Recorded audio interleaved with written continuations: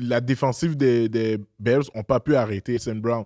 Comme il a complètement dominé la game, puis Ouais. c'est hallucinant à quel point il était ouvert à toutes les passes. Puis à chaque fois qu'il se faisait targeter, il était comme 2-3 yards en avant de son corner, puis il était vraiment c'était dans facile. une autre... Les Lions étaient dans une autre ligue, là. On dirait qu'ils étaient vraiment en train de jouer contre une équipe rookie à Madden, là. Tu sais, c'est comme...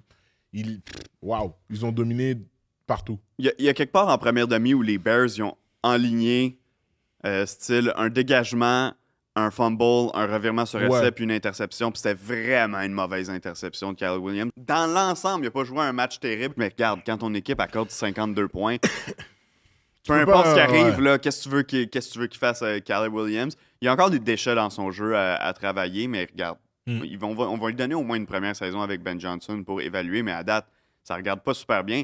Je serais triste en ce moment à être un fan des Bears. Parce que à chaque année, le moment le plus excitant pour cette équipe-là, c'est genre juin, juillet. Ouais.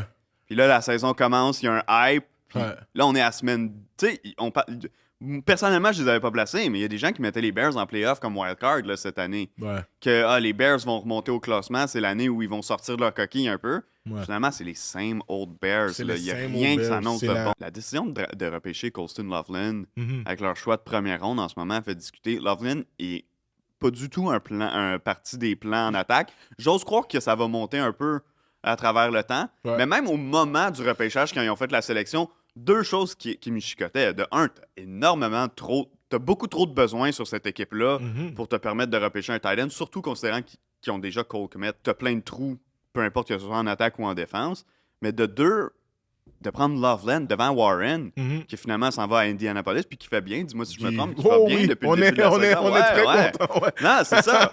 Donc, tu sais, ça, c'est des décisions qui commencent que je commence à me poser des questions. J'abandonne pas sur Loveland, au sens que comme ça peut pas être pire qu'en ce moment. Il va finir par recevoir des ballons et tout. Puis, tu sais, mais tu sais, l'an passé aussi, quand ils ont repêché Rome Odunze super haut, bon, c'est correct. Là, Odunze, cette année, est un peu plus productif. Avec le fait que Keenan Allen n'allait pas rester plus qu'un an, c'est correct qu'on l'a repêché. Mais c'est des décisions que je me disais, il me semble qu'il y a beaucoup de besoins chez les Ouais. Bears pour sélectionner ces gars-là avec des gros pics.